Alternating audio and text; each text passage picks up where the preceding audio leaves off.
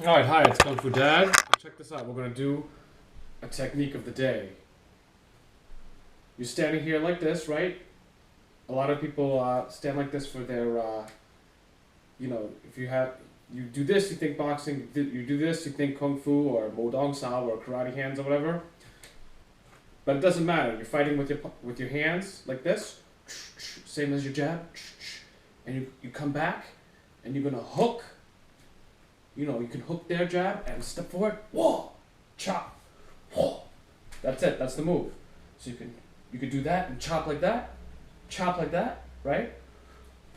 Hook, hook, chop, hook, chop, chop. All right. You can work on that. It's a move from Look Lick, right? You get down in your horse stance, right? Get down in your horse stance. There's a pose to it. This is the pose, right? That's how it is in the form. You step forward. On the other side, it's the same thing. And you do it very, almost robotic in the form. But that's not how you have to do it in real life, right? You could move around more. You could do a palm, but you could also strike with this side here. That's nice because even if you don't have gloves, you can hit a bag like that. You can don't hit a tree too hard like that, but I do it. Hook, chop, hook, chop, hook, chop, hook, chop, chop. So play with that. Chop, chop, chop. Play with that move. You can come back the other way too. Chop, chop this way. Kind of like most people think like karate chop, right? I think in Chinese it's like a dou sao. So you're chopping like it's a knife, and it's nice because it fits. Here it fits right in to places that a fist cannot fit in, and you could produce a lot of power like this. You could block, and you can hit. You hurt your knuckles when you hit. You don't want to break your house, but you hurt your knuckles, or you can hurt your knuckles if it's not built up. But even if you don't have a lot of training, you could do that without hurting yourself because it's so meaty.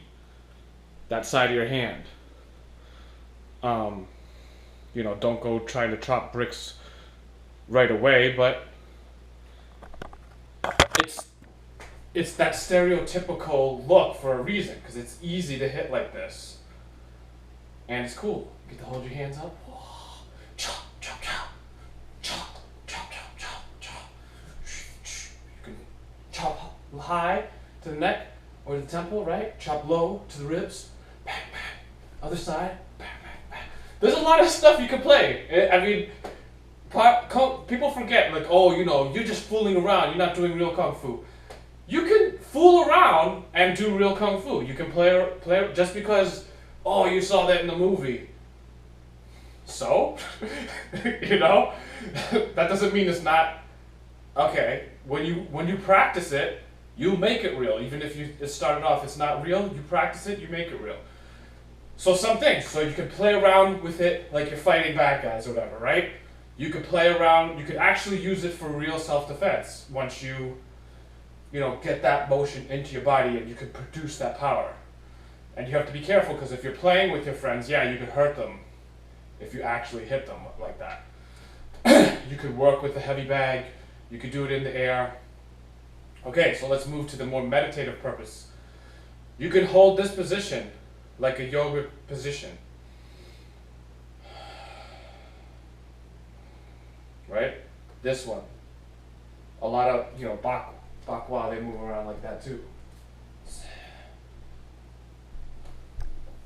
So you can hold that position. So play with it. There's your technique of the day from Adam Kung Fu Dad. Go work on it. Try it. Teach your friends. Why not? All right, like and subscribe.